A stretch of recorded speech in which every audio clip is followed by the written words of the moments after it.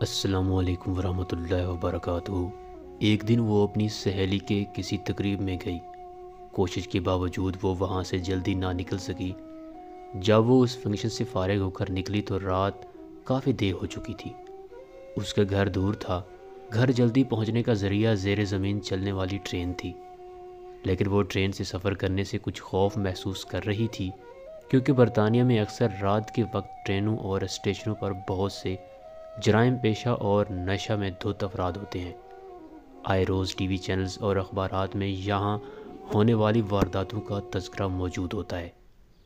چونکہ اس لڑکی کو زیادہ دیر ہو چکی تھی اور بس کافی وقت لے سکتی تھی، اس لیے اس نے بہت سے خدشات و خطرات کے باوجود ٹرین میں جانے کا فیصلہ کر لیا۔ یہ بات پیش نظر رہے کہ یہ لڑکی دیانتدار نہیں تھی، بلکہ بہت زیادہ آزاد خیال اور لبرل تھی۔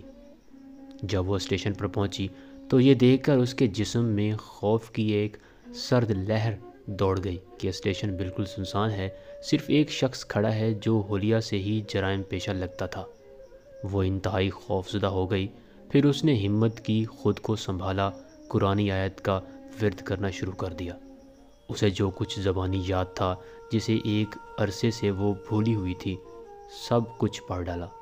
اتنے میں ٹرین آئی اور اس نے سوار ہو کر بخیریت اپنے گھر پہنچ گئی۔ اگلے دن کا اخبار دیکھ کر وہ چونک اٹھی۔ اسی اسٹیشن پر اس کے روانہ ہونے کی تھوڑی دیر بعد ایک نوجوان لڑکی کا قتل ہوا اور قاتل گرفتار بھی ہو گیا۔ وہ پولیس اسٹیشن گئی۔ پولیس والوں کو بتایا کہ قتل سے کچھ دیر پہلے وہ اس اسٹیشن پر موجود تھی۔ میں قاتل کو پہچانتی ہوں، اس سے کچھ پوچھنا چاہتی ہوں۔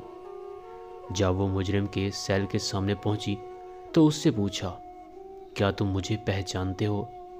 اس نے جواب دیا، ہاں پہچانتا ہوں، رات کو تم بھی اس اسٹیشن پر آئی تھی۔ لڑکی نے پوچھا، پھر تم نے مجھے کیوں چھوڑ دیا؟ وہ کہنے لگا، میں تمہیں کیسے نقصان پہنچاتا؟ تمہارے پیچھے دو انتہائی صحت مند اور قداور باڈی گارڈ تھے۔ یہ سن کر لڑکی حیران ہو گئی۔ اسے یقین ہو گیا کہ قرآن کی آیتوں کا ورد کرنے کی وجہ سے اللہ کی طرف سے اس کی حفاظت کی گئی۔ وہ واپسی پر اللہ کے تشکر اور احسان مندی کے جذبات سے مغلوب تھی۔ اللہ کی مدد اور نصرت پر اس کا بھروسہ مزید بڑھ گیا تھا۔ اگر ہم اپنے دل کی گہرائیوں سے اللہ کو پکاریں اور اللہ کی تائید و نصرت پر بھروسہ رکھیں تو ہم اللہ کی رحمت سے کبھی محروم نہیں رہیں گے۔